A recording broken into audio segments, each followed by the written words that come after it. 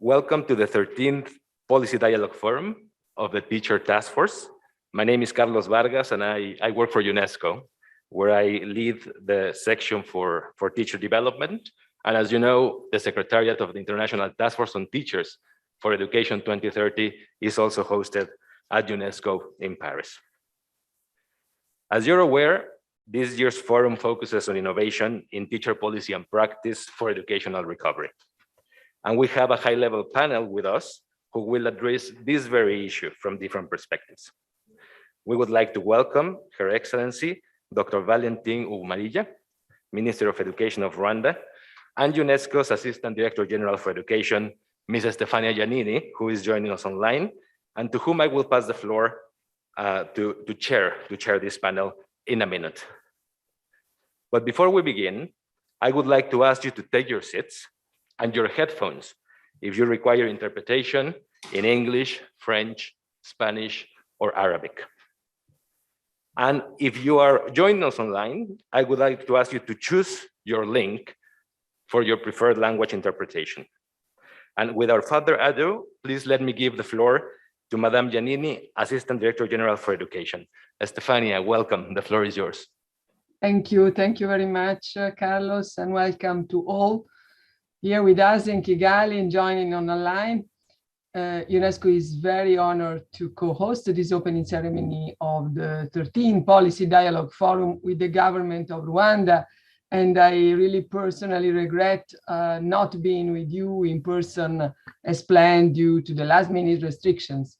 Such uncertainty only increases the importance of this forum and its focus on teacher innovation in the wake of the most profound global disruption to education ever experienced in history.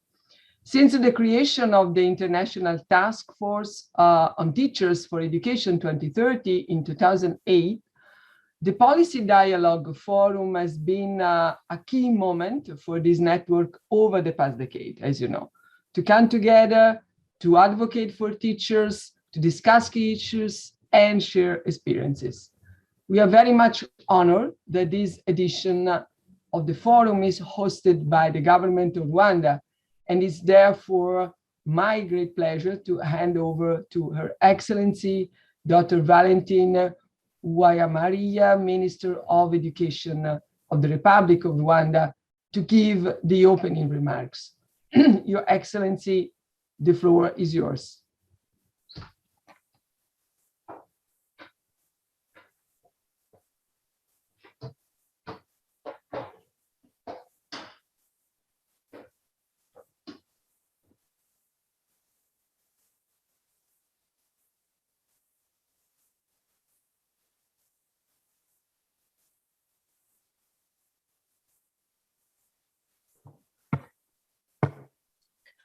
Honorable Minister of State in charge of primary and secondary education, Rwanda, Assistant Director General for Education, UNESCO, attending online, African Union Commissioner in Resource Science and Technology, I'm not sure if she's online as well, DDG for the European Union, INTPA, representatives of United Nations agencies, representatives of international organizations, distinguished panelists and moderators, distinguished guests, ladies and gentlemen, good morning. It is a great pleasure and honor to be with you all, both attending physically and virtually, at the opening of this 13th Policy Dialogue Forum for the International Task Force on Teachers, hosted in Kigali from 1st to 3rd December 2021.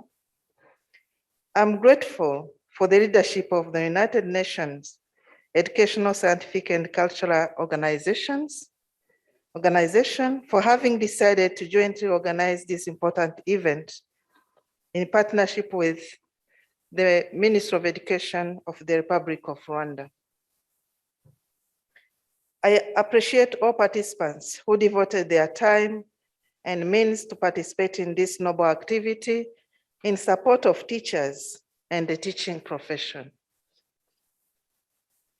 The 13th Policy Dialogue Forum is a unique opportunity for considering the questions that are repeatedly asked about teachers and their profession.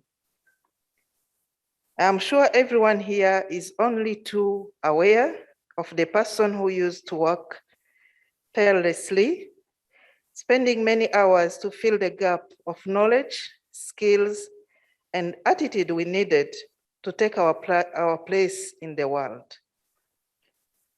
That person is a teacher to whom we dedicated this Policy Dialogue Forum.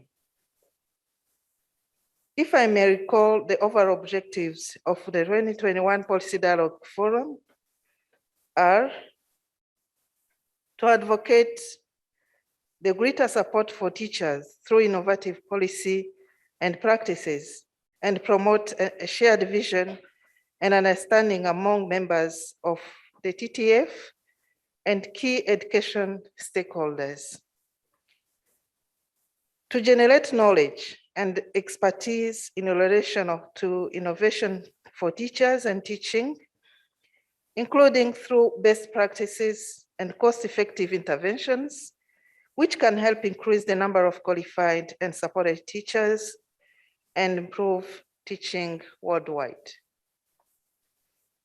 To promote knowledge sharing, cooperation across diverse geographical contexts, and exchange of experiences and challenges in innovation between TTF members and beyond. Behind these objectives, we are invited to answer major questions that should trigger innovative ideas and solutions in favor of teachers and the teaching professions. Questions such as, what kind of support does my government, my organization, my general community offer to improve quality of the teaching profession and teachers' welfare? What are the proper actions to be taken to increase the number of qualified and competent teachers? And how can we cooperate to share best practices and solutions that have been used successfully in some countries regarding teachers and teaching? Distinguished guests, ladies and gentlemen, any discussion involving the role of teachers needs to also examine the role of school leaders to enhance the quality of the teaching and the learning process. Effective school leadership is key to leverage quality of education for better learning and more resilient education systems. Empowering school leaders and developing their capacities are key actions to allow them to establish systems that enable teachers to continuously improve their practice and galvanize the whole community to support students' hopes and dreams. In this regard, the Ministry of Education in Rwanda has made great progress towards institutionalization of effective school leadership in basic education. A dedicated school leadership and management unit has been created, and through this unit, evidence-based professional standards for effective school leadership have been established, which describe the key roles, responsibilities, and the required competencies to be an effective school leader. These standards now serve as framework for recruitment, assessment, and professional development of school leaders.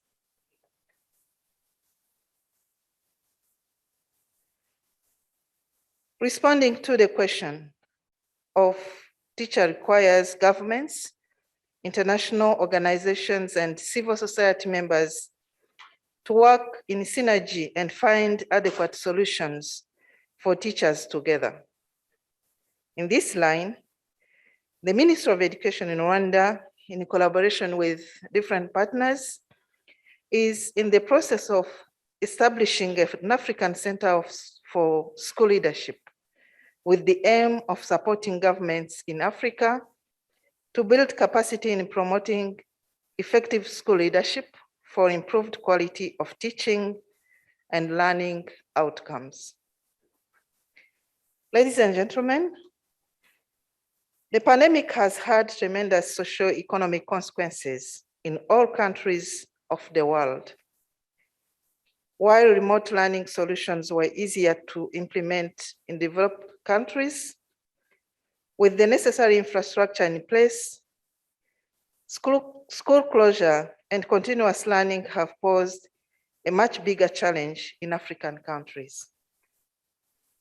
We need to improve teacher development through digital skills and opening learning opportunities in Africa, and enable teachers to have access to digital devices and to enable them to use those devices for teaching and learning purposes. This is key to enable teachers and learners to adapt to remote and online working as a result of the pandemic. The SDG number 4 on quality education targets to substantially increase the supply of qualified teachers, including through international cooperation for teachers training in developing countries, especially these developed countries and small islands, developing states by 2030. Now it is the right time to assess how ready we are to hit this target, being aware of key challenges, including those caused by the COVID-19 outbreak. Many countries are struggling with their financial recovery. The ultimate solution will be to strengthen international cooperation to overcome challenges and build together a strong and motivated pool of teaching personnel. Distinguished guests, ladies and gentlemen, as I conclude my opening remarks, I once again give a vote of thanks to all organizers who have worked hard to ensure the success of this event. I know that this will ensure everything will run smoothly from now until the end of the conference. I therefore declare this dialogue forum of the International Task Force on Teachers officially open in Kigali. I wish you fruitful deliberations. Thank you.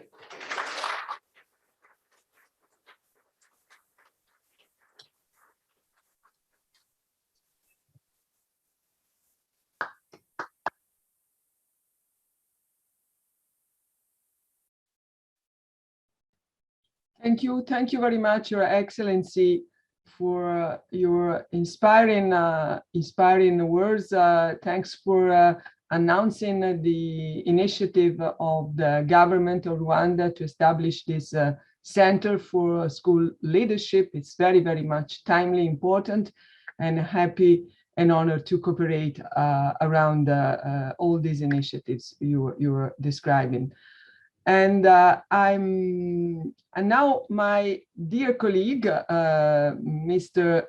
Edouard Firmin Matoko, UNESCO Assistant Director General for External Relations and Priority Africa at UNESCO, will deliver some remarks on behalf of UNESCO's Director General, Madame Azoulay. Good morning, Your Excellency President Kagame, honorable ministers, distinguished guests, ladies and gentlemen. It is an honor to be with you today to open this 13th Policy Dialogue Forum convened by the International Task Force on Teachers for Education 2013. I also wish to extend our immense gratitude to the government of Rwanda for having agreed to host this important event and for the warm welcome they have extended to all the guests here today, both in Kigali and those joining online from all over the world. This forum, which will examine and celebrate teacher innovation, comes at the crossroads. As the world slowly emerges from the COVID-19 pandemic, we also emerge from a period in which the key role that teachers play was thrust into the limelight. Teachers have been celebrated, rightly so, for having helped so many learners everywhere to keep learning and stay safe. In many parts of the world, teachers have supported not only their students, but their families and whole communities. However, as we recover from the pandemic, we must be careful not to turn our backs on teachers, but to continue to support them, to foster their creativity and deploy their full potential. On behalf of UNESCO, I encourage governments worldwide to prioritize teachers in recovery efforts. Building more resilient education systems means equipping teachers with the necessary skills to use digital technology for remote and hybrid learning. It also means embracing innovating practices and providing teachers with the autonomy and the capacity to innovate every day with their learner. Excellencies, ladies and gentlemen, UNESCO has been championing teachers ever since it was created 75 years ago. In 1966, the joint ILO-UNESCO recommendation concerning the status of teachers established the rights and responsibilities of teachers and the standards for their professional development, employment, and working conditions. These recommendations remain more relevant than ever today.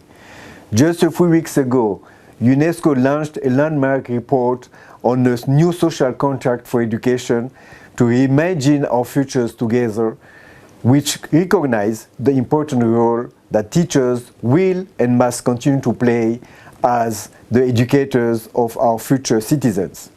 Teachers will also be key to ensuring that today's youth are prepared to tackle global challenges brought on by climate change and other disruptions. At UNESCO, we are proud to host the Secretariat of the Teacher Task Force, and I extend a warm welcome to its members who are joining today. Ministers of Education and representatives of member states, international and regional organizations, civil society, and teachers' representative bodies. I wish you well for your deliberation over the next 2 years. Thank you for your kind attention. Thank you very much, Edouard, for those important reminders about the critical role of teachers in our future societies, and also recalling the role that UNESCO has actually had through the last decades in order to valorize the role and of teachers, and teaching and teachers as a priority in education. As you are aware, the theme of this 13th forum this year is a very critical one: innovation in teacher policies and practice for educational recovery. As Her Excellency Minister of Rwanda mentioned, we are in a phase where the COVID-19 pandemic has shown us how important innovation is. How important innovation is for a better, more inclusive education systems, how important innovation is for teachers and teaching. And that is the critical factor to ensure that education is of good quality, equitable, and inclusive. I'm very delighted now to introduce a series of speakers who have actually special engagement with the teaching profession from different perspectives and different organizations. They all recognize the importance of teachers and teaching, and have thus dedicated their work, their institutional engagement, and that of their organizations to support them. Our first speaker in my list is the African Union Commissioner for Human Resources, Science and Technology, Her Excellency Professor Sarah Mbieno-Anyang. It's important to note that the first strategic objective of the African Union's Continental Education Strategy for Africa, CESA, calls for the revitalization of the teaching profession. It's very much coincidence with the priority that the international community actually set in the midst of the pandemic. we salute this commitment to the teachers of the continent. Professor Sarah, dear friend Sarah, thank you for joining us connected, and the floor is yours.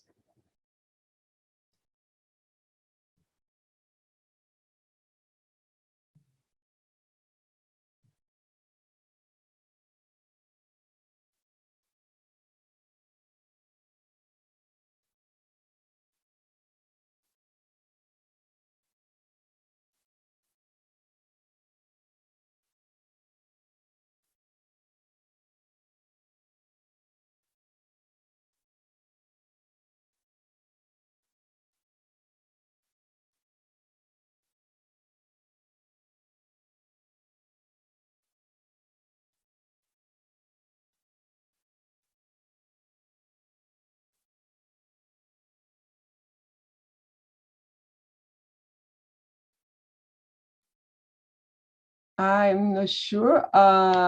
She was connected also and sent a message by chat. Maybe there are some connecting issues. I suggest we move to the next speaker, unless let me check on the chat.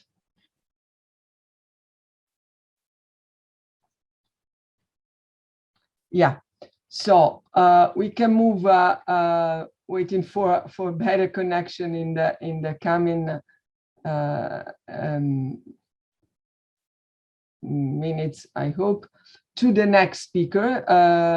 The next speaker is the Deputy Director General for the European Union's Department for International Partnership, Mr. Martin Seychelles. Thank you, Martin, for joining us this morning. We are proud to reiterate with you the importance of investing in teachers, and we look for your continuing to work together with the European Union. The floor is yours. Thank you. Thank you, Stefania. Your Excellencies, honorable ministers, commissioner, distinguished members of the forum, distinguished participants, ladies and gentlemen. It's a pleasure to see, even if virtually, unfortunately, but a pleasure to see so many valued partners gathered here today at this high-level summit dedicated to teachers. This is a great opportunity for both making the case to invest in teachers and to seek synergies to improve our way of working together in support of teachers. Teaming up in these critical times of global pandemic and focusing on the education workforce has never been more relevant to the world's children. We know teachers are at the heart of the education system, since they can greatly influence learning outcomes. But we also know that teachers are still short in supply and all too often lack proper training, motivation, and continuous professional development to provide effective teaching and learning. A major priority in building back better is therefore to address this shortage of teachers and the systemic issues around equitable deployment, well-being, and capabilities of teacher workforces that are so critical to curb the global learning crisis. Addressing, therefore, the twin learning and teacher crises must continue to be a top priority in supporting government partners' reform efforts in education. From the European Union's own experience in education system strengthening, we know that the quality of an education system reflects the quality of its teachers. And that is why the European Commission has enhanced its investment in education with a particular priority on teachers. Building on our experiences and taking into account our current programming, we will continue cooperation in the specific areas of teacher governance and management, as well as in teacher training and continuous professional development. As you may be aware, investment in education is a strategic priority in our partnership with Africa. From the commitment made by our Commissioner Urpilainen to increase the share of education to at least 10% of funding under her portfolio, Africa will benefit from over 50% of this funding during the period between 2021 and 2027. And teacher support will feature largely in our programs aimed at strengthening African education systems. We are currently working on developing a regional approach to help address the challenges faced by the teacher workforce in Africa. This regional program will complement and support programs at the country level, and it will enable us to share good practices and provide expertise based on our experiences in the European education area and on the expertise in the European Union member states. It will also aim at catalyzing progress in teacher management and quality of teaching for pre-primary, primary, and secondary education levels. Improving digital skills for teaching and teachers' digital literacy will also be addressed. Lastly, let me reiterate that strength can only come from partnership. The European Union is joined by its member states in a Team Europe spirit to maximize impact and results in supporting teachers on the ground. And we are equally determined to reinforce our multilateral partnerships, notably with the African Union, with the UN agencies, with civil society, the private sector, and global education partners to support teachers and the education workforce in general. By improving coordination and collaboration between us at country and regional level, we can definitely empower teachers to drive transformational education change. Thank you. Thank you. Thank you very much, Deputy Director General, dear Martin. Let me take the opportunity to thank you personally for the strong commitment in supporting the reform, the review of the Global Cooperation Mechanism, and Commissioner Urpilainen for coming to the last global education meeting here in Paris and confirming this increase of commitment as well as financial support to education from the main donor, which is the European Commission. Thank you very much, and looking forward to continue our cooperation, focusing on teaching and teachers mostly. Well, our next speaker is from a country which has been staunch supporters of the Teachers Task Force from the very beginning for many years. It was in 2008 in Oslo that the Teachers Task Force was conceived during the meeting of the high-level working group. It's therefore my great pleasure to introduce Ms. Tonje Brenner, Minister of Education of Norway. The floor is yours, Your Excellency. Your Excellencies, Ministers of Education, distinguished guests, ladies and gentlemen. I would like to thank President Kagame and the Minister of Education in Rwanda for hosting this 13th Policy Dialogue Forum in Kigali. Thank you also to UNESCO's Assistant Director General of UNESCO for your continued efforts to promote the role of teachers and hosting the Teacher Task Force. I am delighted to be part of this opening ceremony. I wish I could have been with you in person to exchange experiences and challenges we have all had trying to ensure learning continued during COVID. The role of teachers has been key in all countries and will continue to be so during recovery. Therefore, I think the topic of this Policy Dialogue Forum is so timely.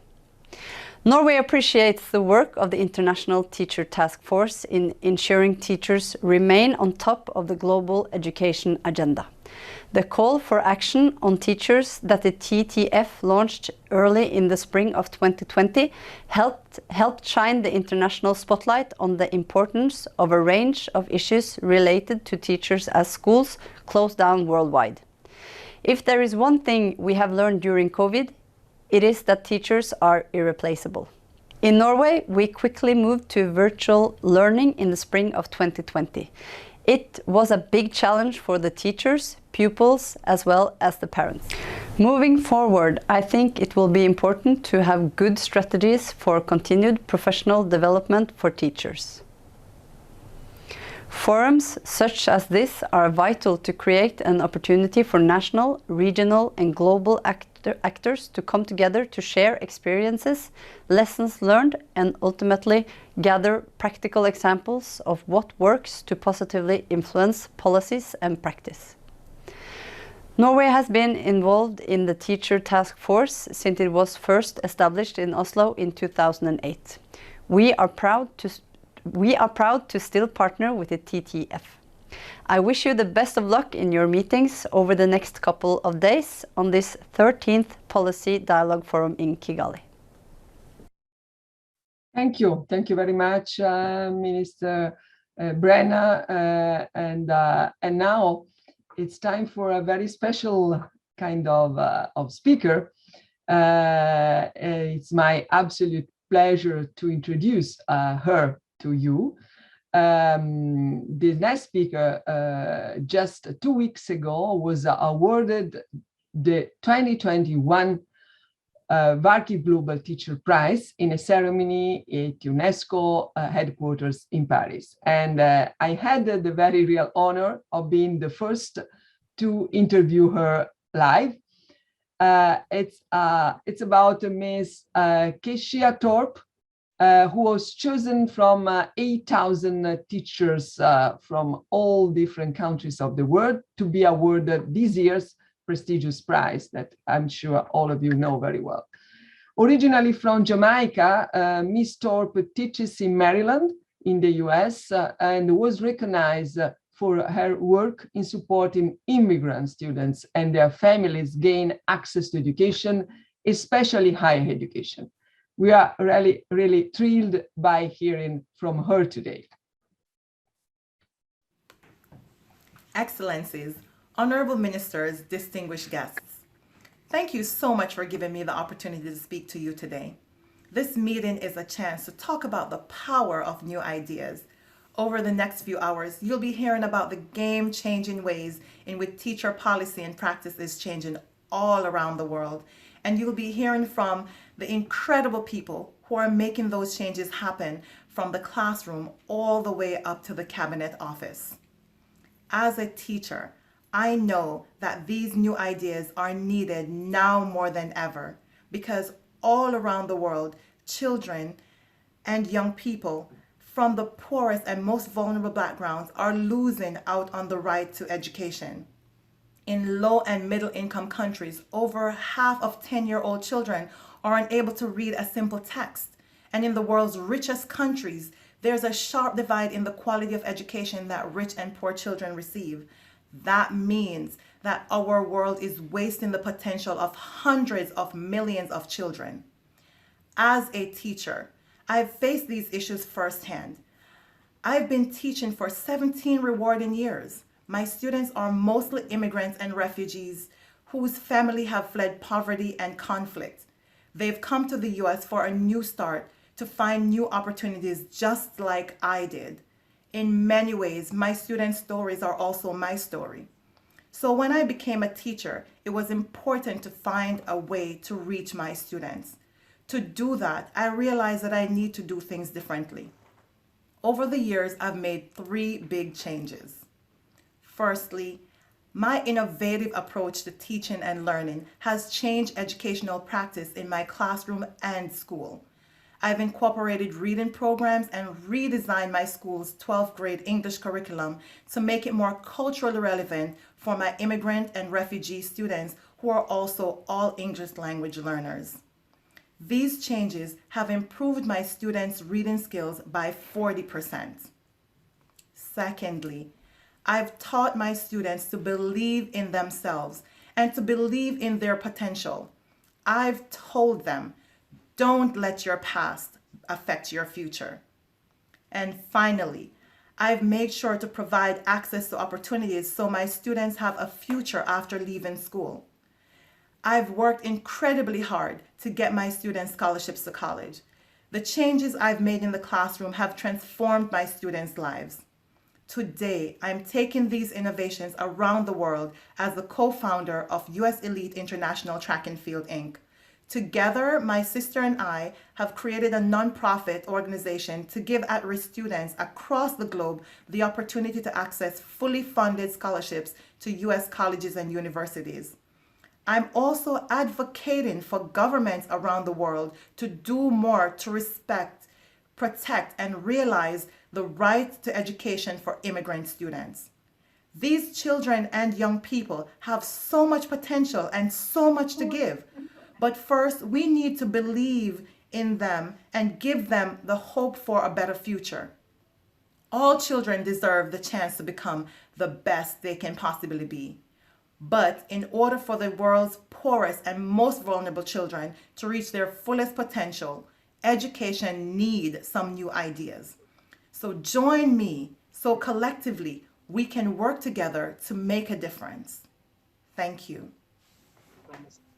Thank you. Thank you very much, Keisha, for being such a passionate advocate.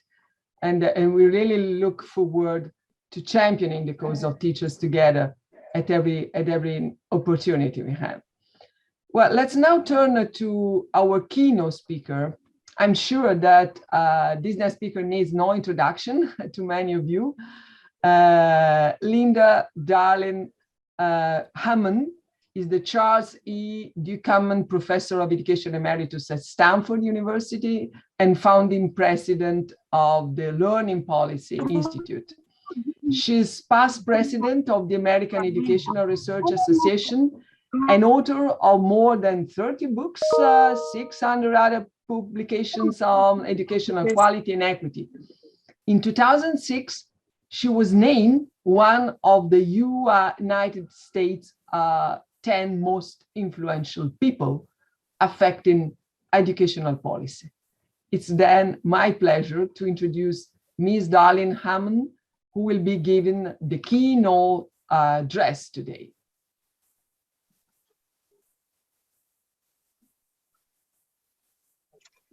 I am honored to be with you here today virtually to participate in UNESCO's International Task Force for Teachers Education 2030 Summit. This summit is an opportunity to think about how to build back better with teacher leadership at the forefront of that work. There is so much to reflect on as we seek to recover from and continue to manage a global pandemic that has affected public health, the economy, and our education systems. It is at times like these in human history that massive social changes can occur. And we must seek to capitalize on the innovation and invention that our teachers and our systems have activated during this time. Share those innovations and embrace the leadership that has emerged for creating a child-centered 21st century education system. The global pandemic we've all experienced has disrupted the schooling of 1.6 billion children and youth in over 160 nations. It has exposed deep challenges in education systems across the world. The dramatic pivot to remote teaching has exposed profound inequities in education and in the out-of-school factors that are essential to student outcomes, such as access to the internet, the basic health of children and their families, food and housing security. Yet at the same time, the pandemic has created both a felt need and a wide range of opportunities to reinvent education in ways that attend to the whole child and the whole community, opening up new roles for educators and possibilities for recreating schools as institutions. Teachers have been innovators, leading the way to new approaches to education, and it is critically important that we seize the opportunities to follow up on the innovations that have occurred in teaching, in educator preparation, and in school designs that create the systems we need for the next century. It's a moment for reinventing the system. And why should we think about reinventing?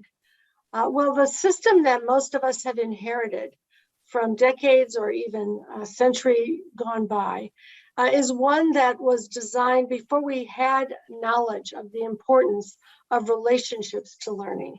It was not designed for those close relationships, for the kinds of 21st century skills that we are now trying to incorporate for all children, not just for a few that are sort of streamed off for a thinking curriculum. And they were not designed for equality of educational opportunity. But those are the things that we need in our systems today. At the Learning Policy Institute, we've created a document, a website, and a set of tools and examples of how to restart schooling and reinvent schooling. This work is already underway, both in the United States and around the world, and teachers have been leading the work. They've turned to each other in the time of school closures, offering technical assistance in using new technologies, curating resources for each other, using social media platforms to share resources from around the world, and developing new and innovative pedagogies in the face of the shared ordeal. The disruptions in teaching and learning have begun to change the role of teachers, as many have taken initiative to lead remote coaching programs and virtual ed tech hotlines to invent new ways of using synchronous and asynchronous teaching. And in some school communities, distributing leadership in terms of tackling all of the functions of schooling through absolute necessity, if not by design. The pandemic has been coupled with a growing awareness of the emerging science of learning and development, and it's created a much clearer focus on the need for a whole child approach to education. What we know from the science of learning and development is that, first of all, learning is social and emotional, as well as academic. How we feel about learning, how we feel about the environment we're in, whether we trust the people around us, whether we feel seen and not stigmatized in that environment, has everything to do with how we learn. So those are intrinsically connected, that the brain is always learning and developing. And in fact, it's not predetermined by some genetic programming, because genes in fact follow the context. Only about 10% of our genes are ever expressed, and what gets expressed is based on the context. And when we have experiences, relationships, and contexts that are supportive of the ways in which we grow and learn, of the connections that our brains need to make between neurons and that we need to make between the content that we've already learned, our cultural context, and what we want to learn, when those things are supported, the thriving and achievement can follow. The whole child approach to education encourages educators to attend to students' academic, social, and emotional development in those learner-centered and culturally relevant ways that encompass their families and communities. And when educators meet these goals, schools benefit from partnerships with a wide range of community organizations and local agencies, from food banks to local businesses to health and social service agencies. In many countries, that factory model designed for schools that I mentioned earlier was designed to produce large anonymous schools, which have in many cases had high dropout rates. A major effort to rethink this model led teacher teams in New York, in Chicago, Los Angeles, and elsewhere to create thousands of smaller personalized school models that have proved much more successful. These democratically run, detracked schools have been organized around teaching teams and advisory systems, where teams of teachers share groups of students and both plan for the students and plan the content area. They provide personalized supports for students, strong engagement with families. These teacher-designed schools, which also offer experiential education rooted in community concerns and funds of knowledge, along with connections to community organizations and service providers, have proven to increase school success, graduation rates, and access to college in many high-poverty communities. Teacher-led teams in community schools have also led the way in making education relevant to students' lives and communities. These schools link school life to the community through organizations that offer health and mental health services and after-school programs, but also through the curriculum itself. For example, at the start of the pandemic, when schools were physically closed in Los Angeles, teachers designed an interdisciplinary project at the UCLA Community School that asked students to investigate the biological basis of the pandemic, the social issues affecting their community. They used mathematics to plot the exponential curves of spikes in the cases and engaged in an inquiry process that helps students understand the disparate impact of the pandemic on communities of color and the responses of local students, teachers, and parents. After reading articles, reviewing data, and the latest research on the virus, students reported on how these issues were affecting their families and their communities. Rather than disengaging, as so many young people did during the pandemic, these students were eager to participate because they were learning something they deeply cared about and could use to improve their own lives and those of their loved ones. Teachers around the world have been leading in their work to find ways to connect students and families to school digitally and in other ways throughout the pandemic. They've been actively reaching out to the community to ensure access and share ideas as they joined with one another in rapid fire learning and with parents in creating partnerships for educating children. As Ashok Pandey noted of teachers in Delhi, India, teacher leadership has been redefined, reflecting a shift from conventional positional roles, coordinators, faculty heads, headmistresses, or vice principals, ascribing power and authority to the holder. Teacher leadership is now determined by the proactive roles that teachers play, the initiatives they undertake, and the support they render to leadership, students, and parents. The pandemic has offered new avenues, and many teachers have demonstrated that they're resourceful during a crisis, leading content design, facilitating capacity building as peer leaders, mentoring, and readily adopting and catalyzing change within an organization. To support this process of catalyzing change, which is essential for us to build back better, countries will need to empower teachers to develop and share those innovations for the future of education. A key aspect of building this capacity is developing settings within which teacher collaboration and distributed leadership are core elements of school design. New school designs developed by teachers and in many countries have transformed schedules to provide opportunities for teaching teams to meet and plan together, both around curriculum content and children's needs, as well as school decision-making. Collaboration in decision-making matters. Teachers who reported opportunities to participate in school-level decision-making had higher levels of job satisfaction and believed that teaching was a valued profession in their country in the TALIS surveys in 2018. However, only 42% of principals reported that their teachers had a significant responsibility over a share of tasks related to school policies, curriculum, and instruction. And only 56% said the teachers had a role in the school management team.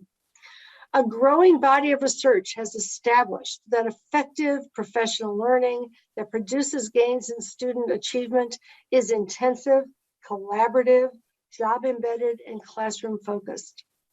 One recent study found that teachers who work in schools with strong professional environments that provide opportunities for peer collaboration and meaningful feedback improve their effectiveness over time by 38% more than peers in schools with weak professional environments. The qualities of these more professional and positive working environments have been shown to serve as critical building blocks for developing collective teacher efficacy, which research suggests is one of the most important factors influencing student achievement. In fact, in the TALIS survey data, internationally around the world, we found that opportunities for teacher collaboration were strongly associated with teachers' sense of efficacy, which in turn is associated with their actual effectiveness, along with their willingness and ability to implement innovative practices that are associated with the deeper learning that we need for 21st century economies and societies, and to use new technologies, as well as with their satisfaction with teaching. 3/4 of teachers who reported that their professional development had a positive impact on their teaching practice cited opportunities for collaborative learning as a key characteristic of that professional development. However, only 44% of teachers around the world reported participating in collaborative professional learning. So system leaders have more work to do to fully develop a comprehensive approach to teacher leadership and to taking advantage of what we are learning about how to create whole child education, relationship-centered schools, schools that can be diagnostic and responsive to students as they learn, and schools in which we can take advantage of the advantages that we've accomplished through greater technology access in so many parts of the world. We should recognize that many teachers have discovered how to build schools that illuminate a vision for that kind of education in more productive school designs. And these features need to be backward mapped into policy. The pandemic has not just been about academic learning loss, but also about how teachers have led an asset-based approach to teaching and learning that connects families and communities in a system that supports thriving. Successful schools and systems need to prioritize time and resources for teachers' collaborative learning and decision-making as a critical, perhaps the critical lever for improving teaching innovation and effectiveness.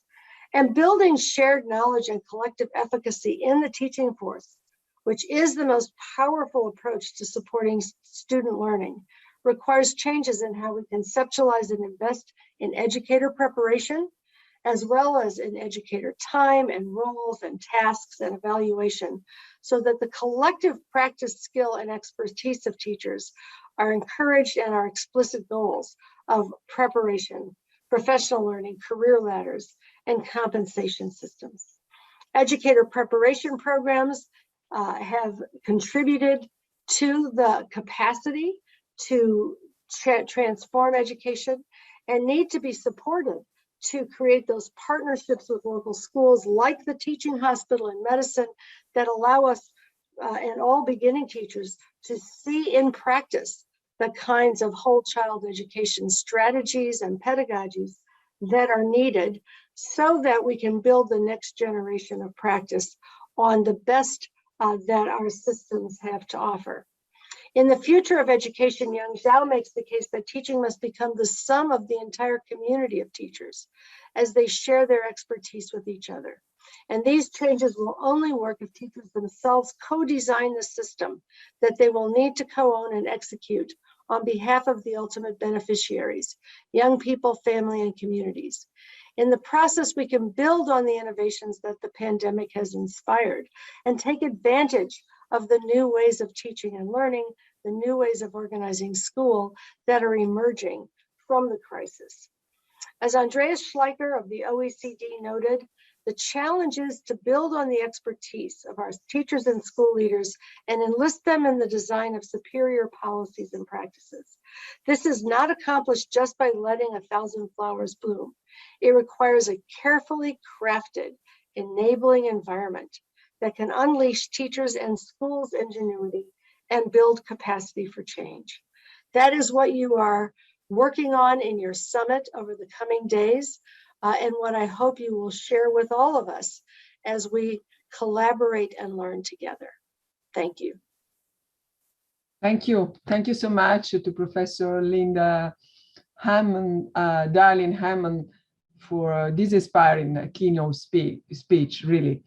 I see that the African Union Commissioner, Miss Professor Sarah Mbino Anyang, now is back with us, luckily, and I'm very happy to give her the floor as the last speaker of the session. Thank you. Thank you very much, my sister, Stephanie Gianni. I'm very happy with the manner in which you continue pushing the education sector and its policies and the manners in which we need to work. I want to recognize the presence of the UNESCO director. I want to recognize the presence of my sister, the Minister of Education for Rwanda. I want to recognize the DDG for the European Union Partnership, the Minister of Education, Norway, the Minister of Education, Saudi Arabia, and Dr. Hamad bin Mohammed Al Sheikh, and of course, my sister who has just spoken, Ms. Linda Darlene Hammond, the President and CEO of the Learning Policy Institute. Distinguished ladies and gentlemen, it is my pleasure on behalf of the Chairperson of the African Union Commission, His Excellency Dr. Musa Faki Mahamat, to welcome you to this virtual meeting as we collectively commemorate the 13th Policy Dialogue Forum and Governance Meetings of the International Task Force on Teachers for Education 2030 in Kigali and virtually. Sincere gratitude to the government of Rwanda, who has co-hosted this event with UNESCO. The theme of the Policy Dialogue Forum 2021 is innovation in teacher policy and practice for education recovery, particularly in these unprecedented times of COVID-19. This forum will bring together education stakeholders from around the world, both in person and online, to discuss the complexities of the post-COVID era and identify how to build back better and ensure that education systems harness and expand collective capabilities for innovation.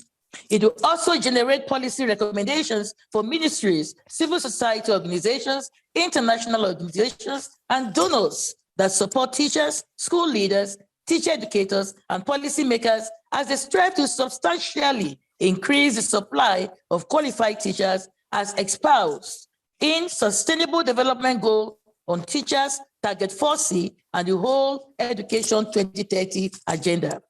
This is in addition to the African Union's recognition of the important role of teachers with the strategic objective on revitalizing the teaching profession to ensure quality and relevance at all levels within its Continental Education Strategy for Africa 2016-2025. The teacher's profession is a noble profession, and the teachers must be treated with respect and dignity. We must be able to integrate into them self-esteem, self-value, and self-respect. And that is why we must look again at the remuneration given to teachers. We need to make sure that their pay packet that takes them home can actually work in favor of them. Distinguished ladies and gentlemen, a Brazilian pedagogue, Paulo Freire, wrote in his famous book, Pedagogy of Freedom, and I quote, "Whoever teaches learns in the act of teaching, and whoever learns teaches in the act of learning." This is also expressed in the AU Agenda 2063, the strategic framework for the socio-economic transformation of the continent over the next 50 years, which builds on and seeks to accelerate the implementation of past and existing continental initiatives for growth and sustainable development. Part of this growth is teacher development in Africa. The teacher is seen as a prime mover in the Agenda 2063 quest for an education and skills revolution for achieving an integrated, peaceful, and prosperous Africa, which is unpacked in the Continental Education Strategy for Africa, with teacher development as the first of its strategic objectives. It is therefore beyond doubt that education and skills revolution that is called for by Agenda 2063 cannot materialize except with a focus on teacher development. And part of this teacher development is the mobility of teacher motivation, qualification frameworks, and the teacher prize, where the outstanding teachers in the continent are recognized. This is embedded in the first strategic objective of the Continental Education Strategy for Africa, revitalize the teaching profession to ensure quality and relevance at all levels of education, which seeks to enhance visibility and status of the teacher in Africa at all levels, promote teaching as a profession at all levels, as well as to celebrate and encourage outstanding teachers in Africa. The Continental Education Strategy for Africa, also known as Focus on Teachers, will help realize sustained quality education and training. It's essential in building skilled workforce and encouraging innovation, essential in promoting societal values and responsible citizenship. This calls for the African Union heads of state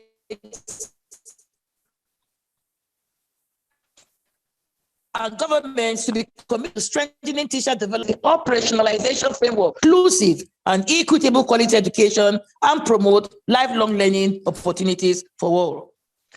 COVID-19 pandemic and its impact has been a major concern to every nation to the planet today, as the economy of many took a decline. Business is no more as usual. It is safe to say that the abrupt outbreak of the pandemic has also altered the narrative of events across the globe, and the educational sector, amongst others, was not left behind in the silo of exemption. And it is also to be noted that the significance of education cannot be overemphasized, as it remains a vital tool for nation building and international growth for sustainable development.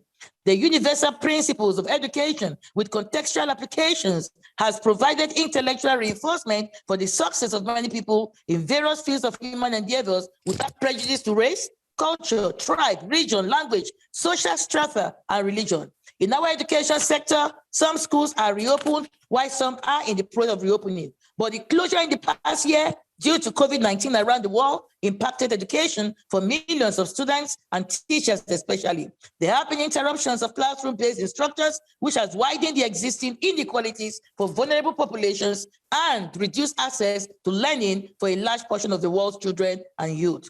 A lot of schools suffer retrogression in their curriculum and academic calendar because they were not prepared for the pandemic and could not transition into a suitable learning pattern for survival during the lockdown. Some students had automatic extension in their programs because they could not resume to have large physical classes due to the COVID-19 containment guidelines and protocols. And I'm happy that the previous speakers have addressed issues and provided solutions on how they will go over this.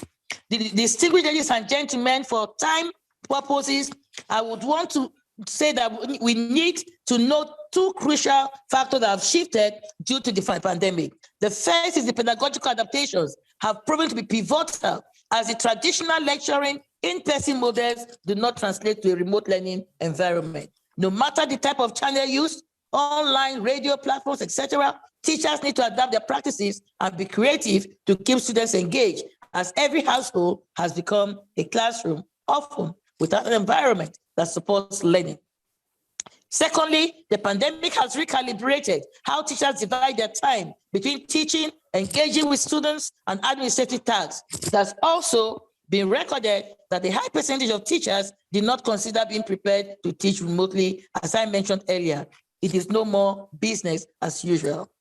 Faced with the pandemic, the African Union Commission with the education partners and policies have made concerted efforts in assisting and encouraging some countries to have combined high-tech and low-tech approaches to help teachers better support student learning, where education leaders designed a strategy that combines short message services, printed handouts, and continuous teacher feedback, taking advantage of the high mobile phone penetration in their countries. And this approach goes beyond providing low-tech materials, but more information on how to access learning programs, ensure students access paper-based learning materials, etc.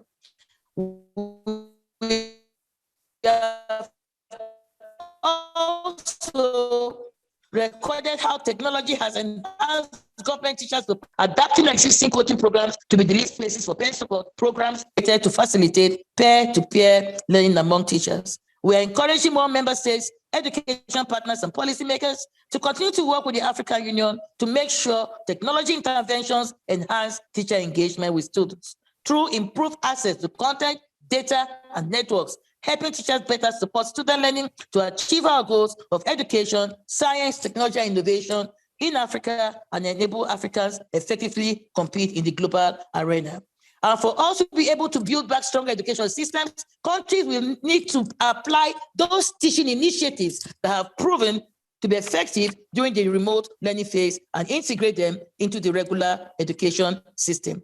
Distinguished ladies and gentlemen, we have been able, the African Union Commission continues to empower teachers, investing in the necessary skills development and capacity building to exploit the full potential of remote and blended learning, and through the implementation of the African Union Continental Teacher Mobility Protocol, a framework to manage the mobility of the teaching corps across African countries, a protocol that aims at facilitating teacher mobility from surplus to scarce science institutions on an intra-African basis. Ladies and gentlemen, before I close, there is need for our schools to work towards freeing teachers' time from administrative tasks. Our government is pedagogically effective and they need to provide social, emotional support for teachers. It should be noted that a comprehensive strategy is required for social emotional monitoring and psychosocial support to ensure teacher well-being and avoid burnout. We have several distinguished speakers who are education policymakers, professional educators, practicing teachers, academic allies, and intellectual icons to speak on the theme, innovation in teacher policy and practice for education recovery in line with the 13th Policy Dialogue Forum.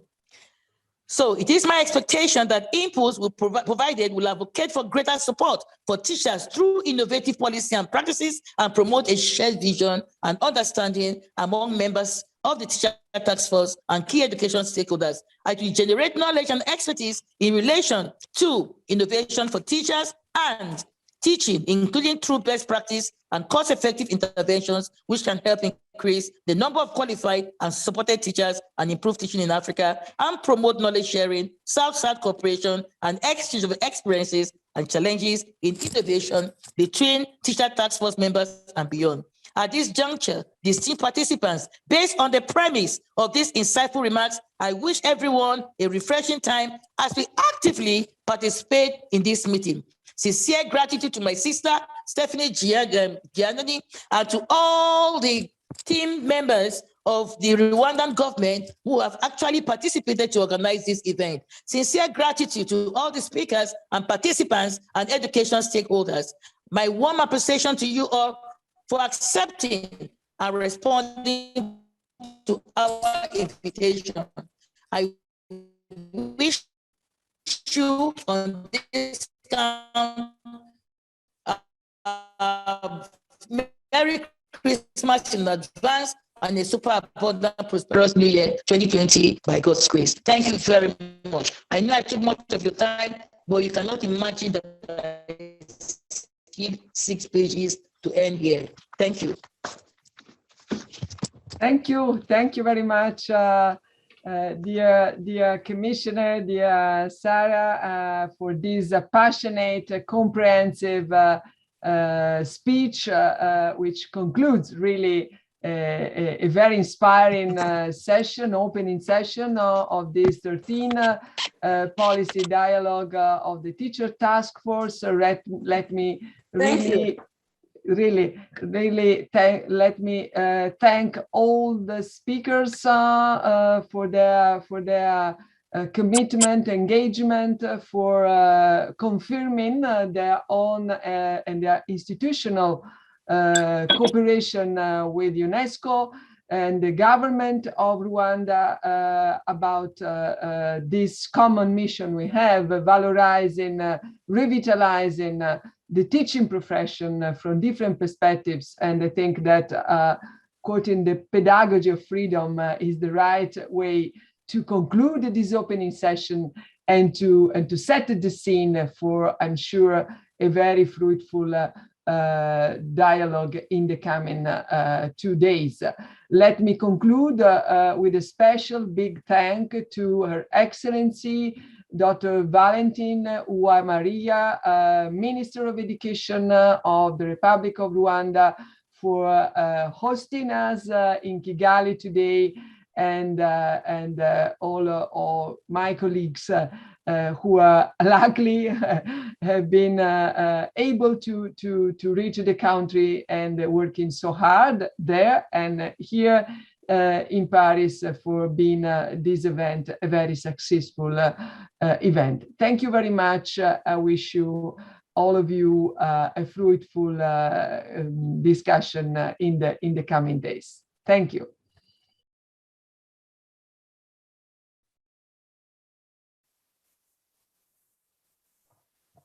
Thank you very much, Assistant Director General for Education, Madame Giannini. Thank you also to Her Excellency, the Minister of Education of Rwanda, Madame Uwamaria, and also to the Minister of State. Thank you as well to the representatives from the African Union Commission, the European Commission, the Ministry of Education in Norway, and the Global Teacher Prize winner as well for their eloquent and moving words about the teaching profession and about the role of teachers in innovation that we will explore throughout this event. As you know, we will have a panel on innovation for teaching and learning that will begin after a coffee break in 30 minutes. So I would ask you to please be back on time because we have the connection with the platform. So we need to be on time, and the panel will begin at 11 o'clock in the morning. In the meantime, you're very welcome to have a cup of coffee outside, a cup of coffee in your office or household if you're connecting from there, and we will resume at 11 o'clock. Thank you very much.